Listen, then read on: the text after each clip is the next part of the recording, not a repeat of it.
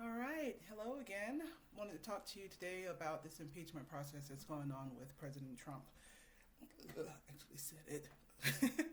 At any rate, so there's a lot of hullabaloo about it. The trials were this past week. Not trials, I'm sorry, the testimonies were this past week of everybody who was involved or who knew about the phone call with the Ukraine said their piece, what they knew, and what they thought was happening.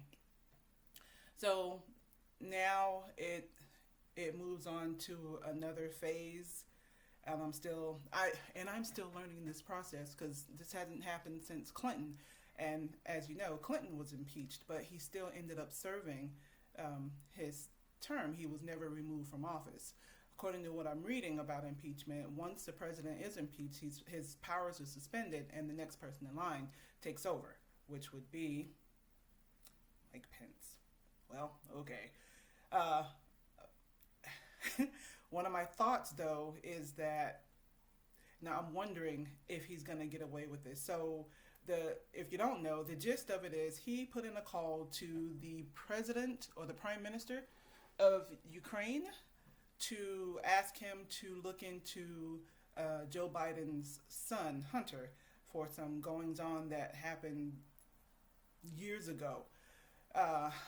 Which is not something that a United States president, yet alone a citizen of the United States, should ask another country to do, because at that point you're giving another country permission to be involved in what goes on in our election process. And isn't that something that America fights for with other countries, to let those countries have a proper election process without other people getting involved or intimidation or any of those things?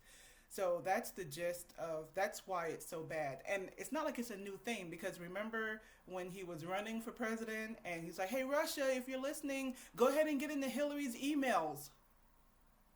Did you not understand what this man was asking back then? And you still nominated him to be the presidential candidate? So it shouldn't come as any shock that any of this stuff is, it just boggles my mind. And then I'm wondering, do we even bother to even continue on with the process? Because one is wasting a lot of money. That's a lot of taxpayers' money going in and trying to get this man impeached, which he's probably banking on. And then the other thing is, it's still going to take some time to get him impeached. And by that time, it should be the 2020 elections. So vote, people.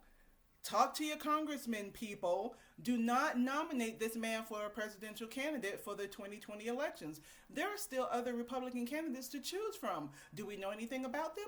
No, because we're always focusing on this person. So, diligence. Do your due diligence if you don't want this man in office. And if you do, continue to support this guy who is determined to run our country into the ground. All right, that's my piece on that.